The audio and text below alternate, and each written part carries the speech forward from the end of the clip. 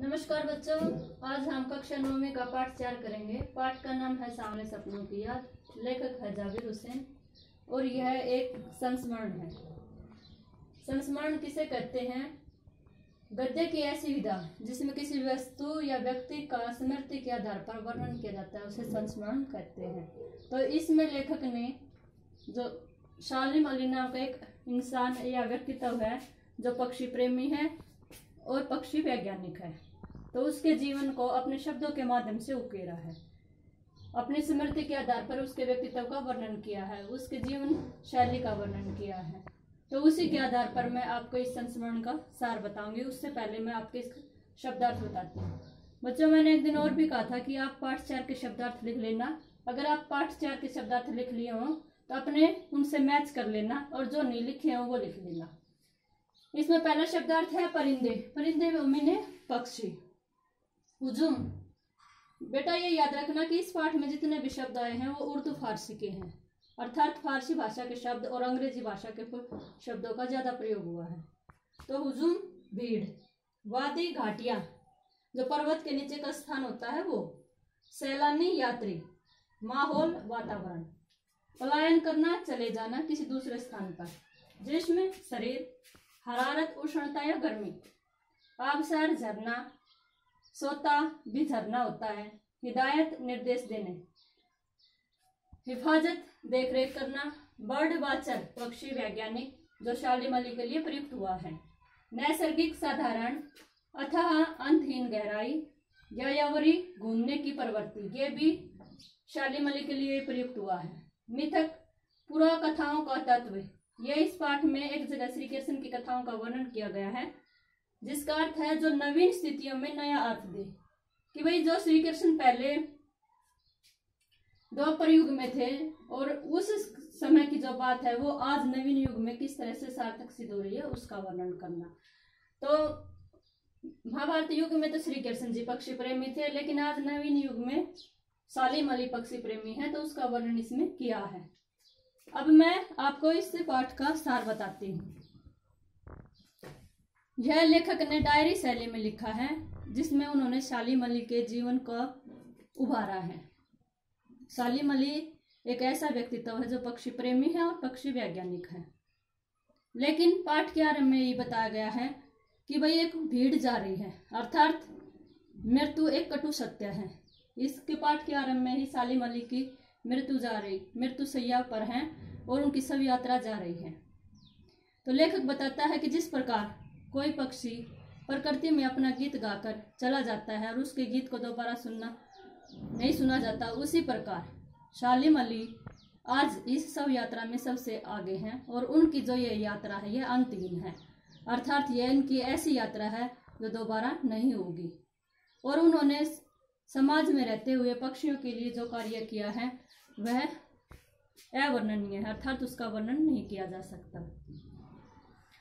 लेखक कहता है कि एक बार शालिम अली ने मुझसे कहा था कि ये जो संसार के लोग हैं ये पक्षियों को अपनी नज़र से मनुष्य की दृष्टि से देखते हैं, जो एकदम गलत है।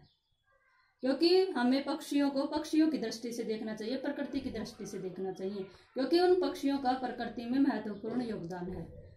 जैसे अब भी सलमान खान काले हिरणों के अपराध में फंसे हुए हैं, तो उनका मुख्य कारण क्या है कि वो हिरणों का शिकार करते थे। हिरणों के शिकार से जो पैसा मिलता था वह काला धंधा कहलाता है। तो शालिम अली इसी बात को निश्चित करते हैं कि हमें पशु पक्षियों के साथ मानवीय अपराध नहीं करना चाहिए, बल्कि उनको खुला छोड़ना चाहिए, क्योंकि पशु पक्षी ही हमारे प्राकृतिक संतुलन को बनाए रखने में हमारी सहायता करते हैं। इसलिए पर्यावरण से संबंधित जितनी भी समस्याएं हैं वो पक्षियों के न रहने से ही उत्पन्न होती हैं, इसलिए हमें पक्षियों को हानि नहीं पहुंचानी चाहिए। और यही बात उन्होंने लेखक को अपनी एक यात्रा में समझाया था।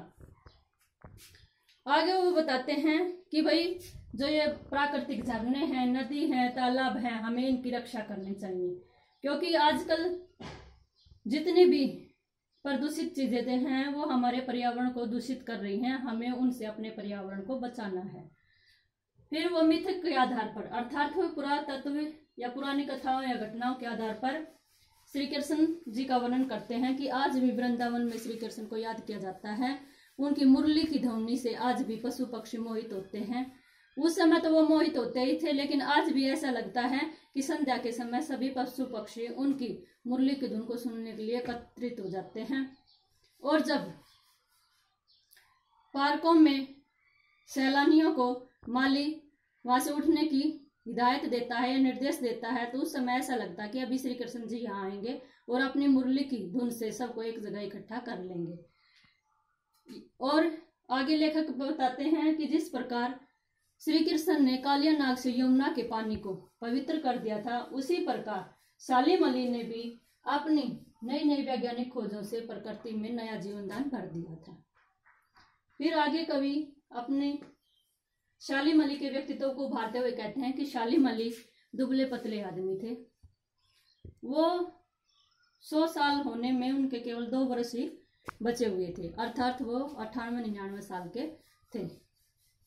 लंबी यात्राओं के कारण तथा जानलेवा बीमारी कैंसर के कारण उनका शरीर बहुत ही कमजोर हो गया था। शरीर कमजोर होने के बावजूद भी उनकी दृष्टि या नजर कमजोर नहीं हुई थी और आज भी वो अपनी आंखों में दूरबीन लगाकर पक्षियों की खोज में निकल पड़ते थे। उनकी इस अंतिम यात्रा में उनकी पत्नी तहमीना ने उनकी खूब सेवा की। वह उनकी सहपाठिन थी और उनके साथ हमेशा उनकी देखरेख में लगी रहती थी। शालिम अली ने अपने अनुभवों के आधार पर, उस समय हमारे देश के प्रधानमंत्री थे चौधरी चरण सिंह, उनको सुझाव दिया कि भाई केरल की जो साइलेंट वैली है उसको रेगिस्तान की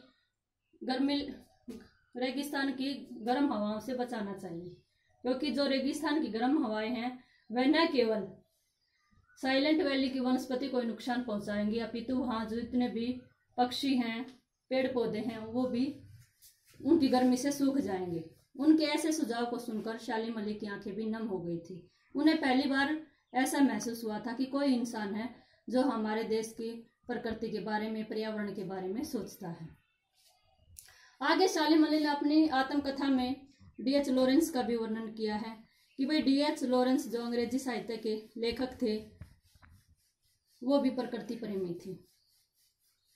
उनके प्रकृति प्रेमी को देखते हुए जब उनकी मृत्यु हुई और लोगों ने उसकी पत्नी से लॉरेंस के बारे में पूछना चाहा, तो उनकी पत्नी फिरडा लॉरेंस ने लोगों को बताया या पत्रकारों को बताया कि भाई मैं D.H. लॉरेंस के बारे में इतना नहीं जानती, बल्कि मेरी छत पर बैठने वाली गौरैया उसके बारे में अधिक जानती है, क्योंकि वे अधिकतर समय चिड़ियाओं के साथ ही बिताते थे, अर्थात गौरैया के साथ ही बिताते थे। अब गे लेखक बताते हैं कि शालिम अली के जीवन में एक दुखद घटना हुई थी, जिसके कारण वो प्रकृति प्रेमी और पक्षी प्रेमी बन गए थे। उनके जन्मदिन पर उनके मामा ने उनको एक उपहार दिया था और वह उपहार था एयरगन। जैसे ही लेखक ने एयरगन की प्रैक्टिस की या उसे चलाने का शुरू किया, तो उनकी एयरगन से वह गौरैया घायल हो गई। और जब गौरैया घायल हुई तो उसके घायल होते उसकी जो पीड़ा या दुख या दर्द उत्पन्न हुआ, उसी दुख ने, अवसाद ने शालिम अली को प्रकृति प्रेमी और पक्षी प्रेमी बना दिया। आगे लेखक बताते हैं कि भाई शालिम अली का पक्षियों के प्रति प्रेम इतना अथाह था कि वह एक समुद्र की भांति था, न कि एक टापू की भांति। कि भाई इस टापू की तो सीमा निश्चित होती है, लेकिन शालिम अली का जो पक्षियों के प्रति प्रेम था वह अथाह था, अर्थात थे समुद्र की भांति जिसकी कोई सीमा नहीं थी। इसी पक्षी प्रेमी के कारण और प्रकृति प्रेमी के कारण लेखक सांवले सपनों का जो इसका नाम रखा है वह बिल्कुल सार्थक है। कि भाई लेखक के सपनों में तो है, लेकिन वह सपने सुनहरे नहीं है, क्योंकि सांवले हैं। क्योंकि सांवले किसकी याद है? शालिम अली की। और कहते हैं कि सपने सुनहरे होते हैं, लेकिन यहाँ शालिम अली को याद करके लेखक के मन में दुख या अवसाद उत्पन्न हुआ है। इसी कारण उन्होंने अपने इस संस्मरण का नाम सांवले सपनों की याद रखा है, जो बिल्कुल सार्थक।